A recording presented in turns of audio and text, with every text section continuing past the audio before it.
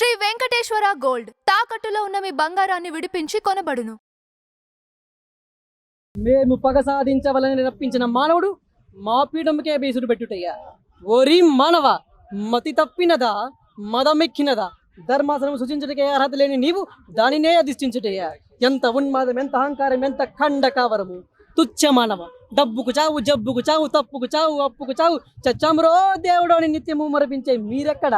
మీ జనన మరణములను మునివేళ్లతో నిశ్చయించు మేమెక్కడరా?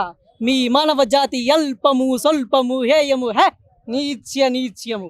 అట్టి నీచ జాతిని జనించని నీవు నరకాధిపతి యోగుటయ్యా. అసంభవము, వృధా ప్రయత్నము మాని యమదండనకు సిద్ధముఖము. తల వంచి మొక్కుటయే దిక్కురా మీ నీచ్య మానవ జాతికి. యమా ఏమంటివి?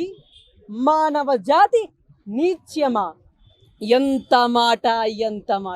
వైదర్ని వరకు వెంటాడి వేధించి ముప్పు తిప్పులు పెట్టి మీ ధర్మసూత్రములను మంట కలిపి పతి ప్రాణములు దక్కించకుండా నారీమణి సావిత్రిదే జాతి మా నవజాతి. తన భక్తితో సాక్షాత్ పరమశివుని ప్రత్యక్షం గావించి మీ పాశమును సైతం గడ్డి పోచగా నుంచి ప్రాణహరులైన మిమ్మల్నే ప్రాణభయంతో పరుగులెత్తించిన పసివాడు మార్కండేయుడిదే జాతి మా నవజాతి. నీచ్యమన్న మా జాతి మూలమున ఏనాడో ప్రతిష్ట మూట కట్టుకున్న మీరు నేడు జాతి అని మమ్మలను అవహేళన చేయటయ్యా. ఎంత వివేకం, ఎంత అజ్ఞానం, ఎంత కుసంస్కారము. నేడు నుంచి దేవుడు అధికుడు, మానవుడు అధముడు అనే కించపరాన్ని కుక్కటి వేలతో సైతం పగలించి వేసేదా. మొక్కుల్ని పొందే మొక్కోటి దేవతలు, దిక్కుల్ని ఎల్లి అష్టదిప్పాలకులు, మనగుడిని ఇచ్చే పంచభూతములు సైతం జయ హో నరుడా అని హర్షించే విధంగా సింహాసనాన్ని అధిష్ఠించేదా.